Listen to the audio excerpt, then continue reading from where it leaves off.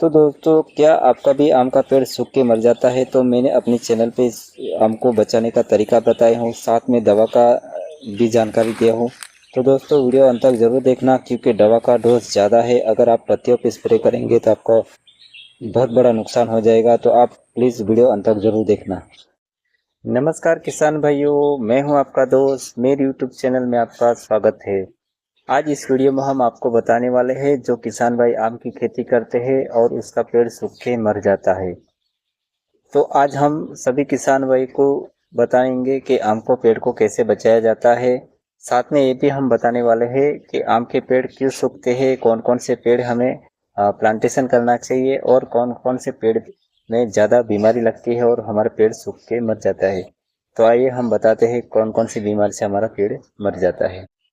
तो दोस्तों, ये मेरा आम का पेड़ अभी अभी मर गया, क्योंकि बरसात के सीजन में बीमारी लग जाती है। लेकिन हल्की हल्की बारिश होने से क्या होता है, हमारा आम का पेड़ जिंदा रहता है। जैसे गर्मी शुरू होती है नवंबर, उसको पर टेम्परेचर पड़ता है, तो इस प्रकार से पत्तियाँ पूरी सूखने पर हमारा फिर बाद में पेड़ मर जाता है। उसका रीज़न मैं आपको बताता हूँ, उसमें कौन सी हमारी बीमारी लगती है। तो हम पहले आपको जड़ में बताते हैं, जड़ में कुछ बीमारी लग गई है।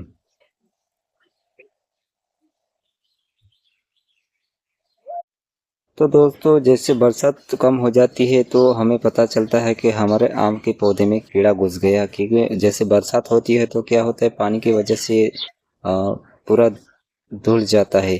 लेकिन जब बरसात नहीं होती तो इस प्रकार से पाउडर ऊपर निकलना शुरुआत हो जाता है। तो हमें बरसात में मालूम नहीं पड़ता, लेकिन रोपने के बाद हमें मालूम पड़ता है। तो यहाँ पे पूरा कीड़ा घुस गया है, अंदर सड़ गया है, इसकी वजह से हमारा पौधा मर जाता है। तो दोस्तों, एक प्लांट और बताता हूँ। ये केसर का प्लांट है, इसमें भी आपको कुछ बीमारी दिखाता हूँ। तो यहाँ पे देख सकते हैं, ये यहाँ पे डंक मारा था, जहाँ पे गोंद निकलना चालू है। नीचे की तरफ भी डंक मारा था, लेकिन यहाँ पे भी गोंद निकलना चालू है। इसकी वजह से भी हमारा प्लांट मरता है। तो दोस्तों, इस पेड़ में भी आपको कुछ बताता हूँ। ये आम के पेड़ में बहुत बड़ा कीड़ा घुस गया था, तो मैंने उसमें कटिंग कर करके निकाला। तो अभी ये आम का पौधा रिकवर होना चालू है। तो किसान भाई, हम आपको बताते हैं कौन कौन से पेड़ में ज़्यादा बीमारी लगती है। तो सबसे ज़्यादा बीमारी लगती है दशहरी प्लांट में। तो उसमें क्या होता है, हमारा पौधा सूख के मर जाता है, उसका आम फट जाता है। बहुत सारी इसमें बीमारी लगती है। एक होता है आम्रपाली और तीसरा होता है लंगड़ा। तो उसी में हमारा पेड़ ज़्यादा मरता है। अगर आप उसकी प्लांटेशन करना चाहते हैं तो उसको प्लांटेशन बिल्कुल मत करना।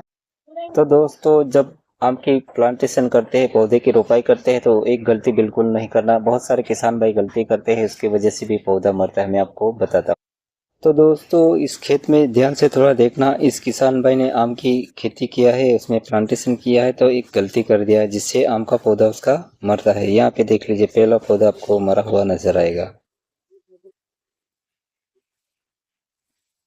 फिर यहाँ पे भी इसने गलती किया है, ये भी पौधा कुछ समय के बाद मर जाएगा। क्यों? कि इसके जड़ों के अंदर उसने प्लांटेशन के बाद मिट्टी चढ़ा दिया। उससे क्या होता है, जड़ों में फंगस लग जाता है, इसकी वजह से हमारा आम का पेड़ मर जाता है।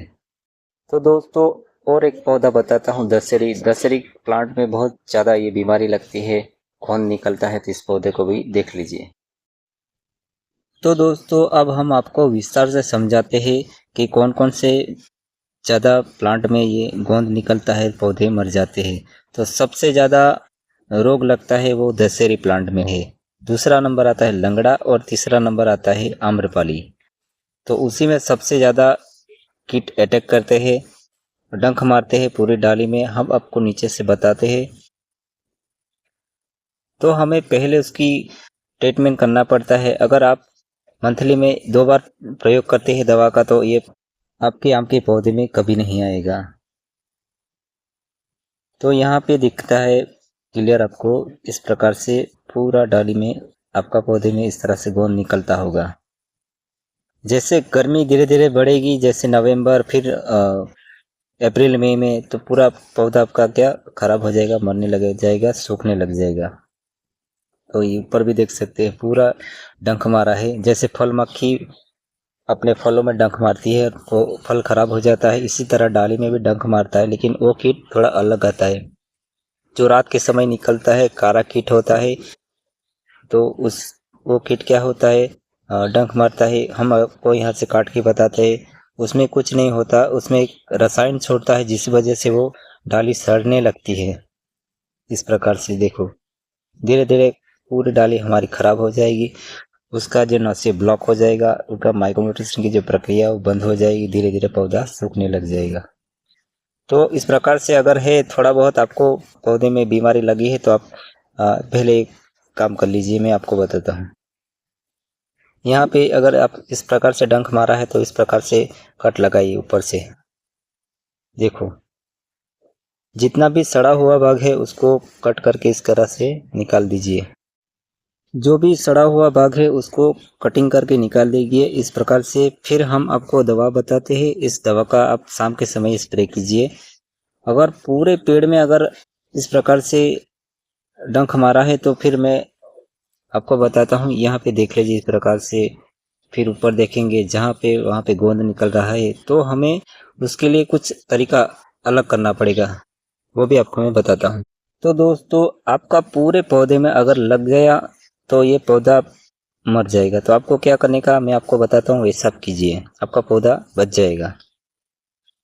तो यहाँ पे देखो, यहाँ पे डंक मारा है जैसे बराबर ऊपर की साइड पूरा डंक मारा है, और नीचे अगर डंक नहीं मारा वहाँ से आपको देख लेना है कहाँ तक डंक मारा है बराबर। तो नीचे तो है ही नहीं, लगभग ये ऊपर से ही होगा, 3-4 फुट ऊपर से ही डंक मारते हैं। तो इस प्रकार से देखो ऊपर ही है इस प्रकार से बराबर। तो यहाँ से क्या करने का मैं बताता हूँ। यहाँ से देखो कटिंग कर देने का, पूरा ऊपर का भाग हटा दीजिए तो आपका पौधा बच जाएगा इस प्रकार से।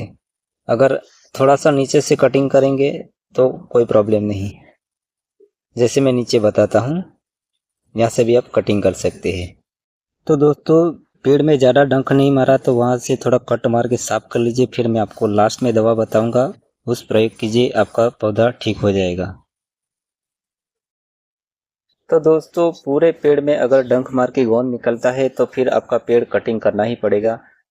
तो आप कटिंग नहीं करेंगे तो आपका पेड़ मर जाएगा, अगर आप कटिंग करेंगे तो आपका पेड़ बच जाएगा। अब आपको मैं दवा बताता हूँ। जैसे शाम के समय 6 बजे के बाद जैसे अंधेरा होता है तब दवा का स्प्रे कीजिए। जैसे ब्लैक कलर कीट आता है, जैसे रात के समय निकलता है, बहुत सारा डंक मारता है।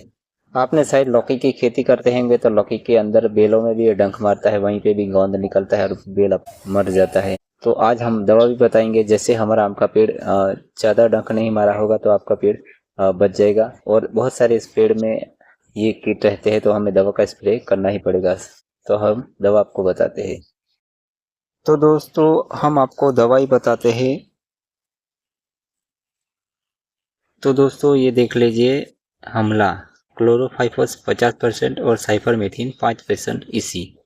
तो दोस्तों उसमें कीट भी मर जाएगा और साथ में जो ब्लैक कलर की चींटी होती है वो भी मर जाएंगी। तो शाम के समय आपको स्प्रे कीजिए। 1 लीटर पानी में 5 ml इस प्रकार से आप दवा का घोल बना लेना। जैसे 10 लीटर में 50 ml इस प्रकार से आप घोल बना के शाम के समय स्प्रे कीजिए। मैं आपको कैसे स्प्रे करना वो भी बताता हूँ। दोस्तों स्प्रे करने से पहले मैं आपको बताता हूँ, जहाँ जहाँ गोंद निकलता है वहीं से आप कटिंग करके उसको साफ़ कर लीजिए, जो भी सड़ा हुआ भाग उसको निकाल दीजिए। फिर शाम के 6 बजे के बाद फिर इस प्रकार से नीचे से पूरा बराबर स्प्रे करना है, कोई जगह खाली नहीं रखना है, क्योंकि कीट इसी में छुपे रहते हैं। रात के समय पूरा एक्टिव होता है, चींटी भी रात के समय निकलता है, तो हमें शाम के समय ही स्प्रे करना सही होगा। तो हम इस प्रकार से कंट्रोल करते हैं। तो मंथली में आप 2 बार ज़रूर स्प्रे कीजिए, तो आपका पौधा नहीं मरेगा। तो दोस्तों मैंने दवा का स्प्रे करना आपको बताया, लेकिन नीचे से ऊपर डाली है उसके ऊपर स्प्रे करना, पत्ती के ऊपर बिल्कुल नहीं करना। अगर पत्ती थोड़ी आपको पीली हो जाएगी क्योंकि दवा का डोज ज़्यादा है, तो हमें डाली के ऊपर ही ज़्यादा स्प्रे करना है। और शाम के समय दोस्तों ज़रूर स्प्रे कीजिए, आपको रिजल्ट मिलेगा। तो वीडियो अच्छा लगा तो वीडियो को लाइक करना, शेयर करना और मेरे चैनल को ज़रूर सब्सक्राइब करना। मिलेंगे नेक्स्ट वीडियो में।